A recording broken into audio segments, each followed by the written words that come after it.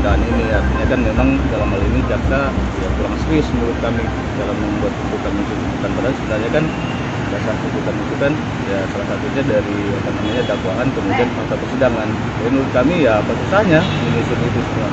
Bahwa terlepas dari ternyata atau itu ada persetujuan dari atasan kan sebenarnya dari awal juga mekanismenya seperti itu.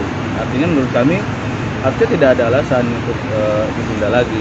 Dan di persidangan terakhir kami sudah menekankan bahwa ya kami berharap ini sidang terakhir untuk tuntutan. Ya ternyata majelis punya pendapat lain ya kita juga harus menghargai itu.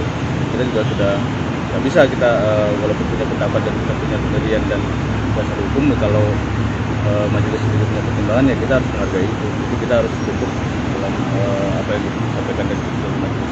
Jadi jaksa tadi dipaksa untuk hari Senin untuk segera membacakan.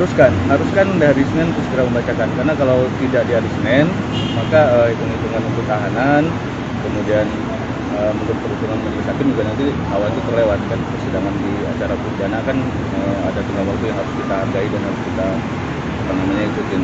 Jadi bukan main-main gitu. Jadi nggak seenaknya aja menyampaikan bahwa ini ditunda kemudian belum siap. Gitu. Jadi memang harus pada hari Senin. Apa sih alasan jaksa, Bang? Nunda terus?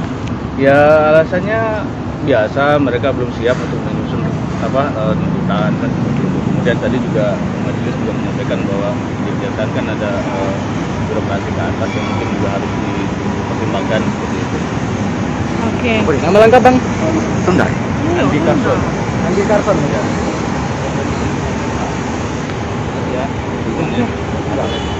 Jadi Tribuners itu tadi penjelasan dari kuasa hukum dari AKBP Dalizon terkait dengan kecewaannya dengan penundaan sidang dengan agenda tuntutan yang kembali terjadi karena juga JPU Kejagung RI mengatakan belum siap dengan materi tuntutan.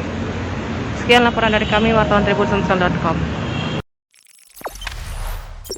Jangan lupa subscribe, share, komen, dan like ya.